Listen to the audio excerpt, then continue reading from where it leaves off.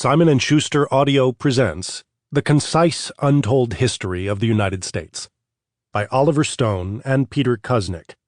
Read by Michael David Axtell, with a note read by Oliver Stone.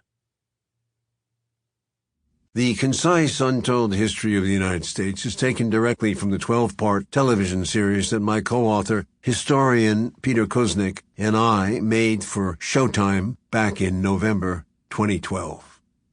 Our script begins with the 1898 war against Spain that gifted us with our first overseas protectorates in the Pacific, particularly the Philippines, and also Cuba in the Caribbean.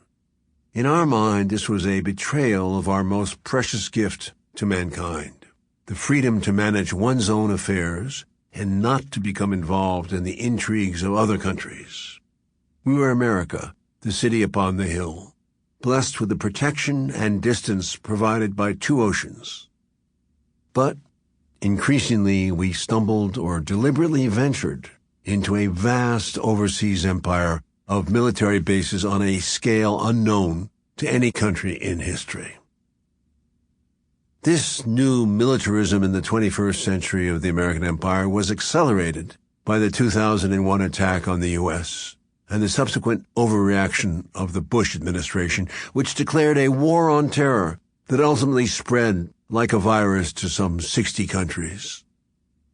From 2001 till now, 20-plus years, this has resulted in hundreds of thousands of deaths, chaos in the Middle East, and growing turbulence in Asia and Eastern Europe. We ended our history in 2013 under the Obama administration. But our empire continued. Cause and effect, of course, is what history presents us with, but so often the cause is divorced from the effect by a cascade of events that blur our memory.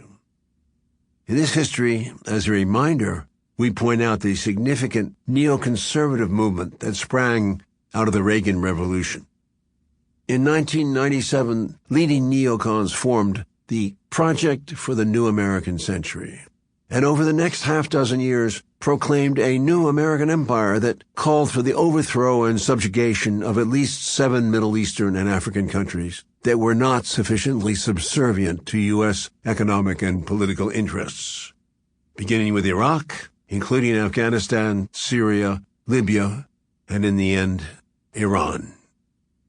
The Project's 2000 report stated that in order to create the conditions that would permit this massive and rapid remilitarization of the United States, a, quote, new Pearl Harbor, unquote, would be needed to... Sample complete. Ready to continue?